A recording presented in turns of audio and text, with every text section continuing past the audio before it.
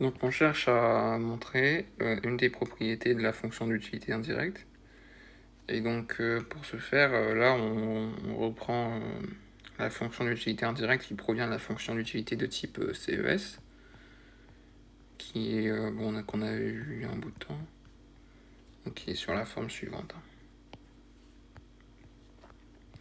Et donc la propriété ici qu'on essaye de trouver, donc la dernière fois on avait trouvé la propriété comme quoi la fonction d'utilité indirecte était homogène de degré 0. Donc on avait vu les raisons, hein. Et maintenant on va voir que en fait l'utilité est indirecte, hein, mais bon c'est équivalent à l'utilité, et en fait elle est décroissante des prix, ce qui est logique, hein. Plus les prix augmentent, moins on consomme, et donc forcément moins l'utilité est importante. Donc on n'a pas de précision sur P, donc que ce soit P, façon que ce soit P, Px ou Py, c'est pareil. Donc on prend la dérivée par rapport à Px. Donc on descend la puissance de la parenthèse ici. Donc 1 moins ρ sur ρ. On prend la dérivée par rapport à Px, donc alpha est une constante. Ok. On descend la puissance pour Px, donc on a ρ sur ρ moins 1. Ok. Et donc Px à la puissance ρ sur ρ moins 1 moins 1, c'est-à-dire ρ moins ρ plus 1. Donc ρ moins ρ ça fait 0, et plus 1, donc on a 1 sur ρ moins 1. Donc le R aussi, hein, faut pas oublier.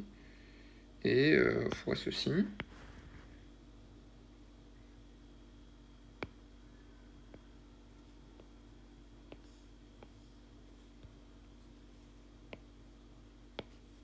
À la puissance moins 1.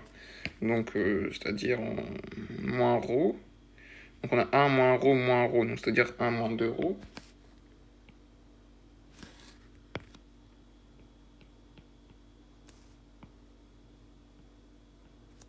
Donc là ici comment dire, la formule de dérivée entre guillemets qui est appliquée, eh bien c'est-à-dire que si on a une fonction f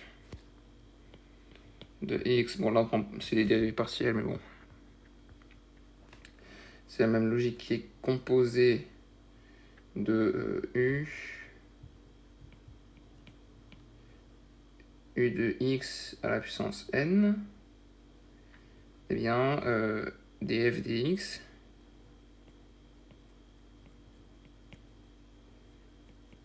c'est égal à n u'x fois ux n moins 1. Voilà, donc là on a appliqué cette formule-là pour la dérivée ici. Et donc on va voir si on peut simplifier. Effectivement, oui, on peut simplifier. Voilà. Donc on a 1 moins ρ sur ρ moins 1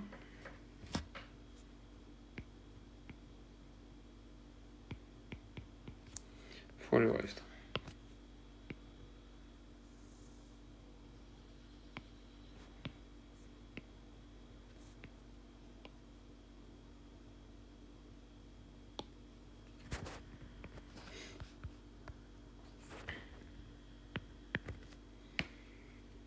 Et donc ça, eh bien, c'est égal à c'est égal à moins 1 en fait, hein. Pour vous le prouver, admettons, on va prendre côté, hein. Admettons que ça, 1 moins ρ sur ρ moins 1, on le multiplie par moins 1. On est d'accord que moins 1, si on le multiplie par moins 1, eh bien ça fait 1.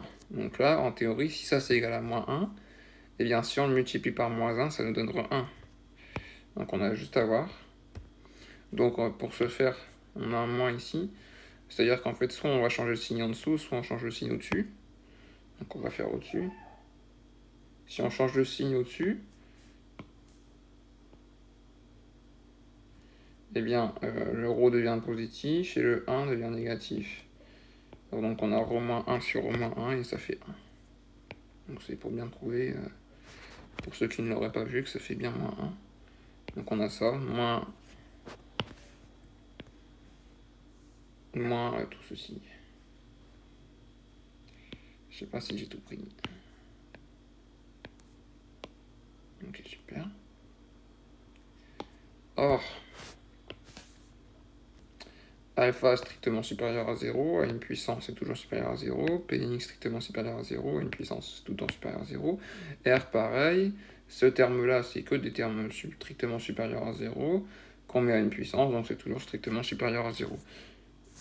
Et donc, comme tout ça c'est strictement supérieur à 0, et que ici on a un moins, eh bien c'est strictement inférieur à 0. Donc ça implique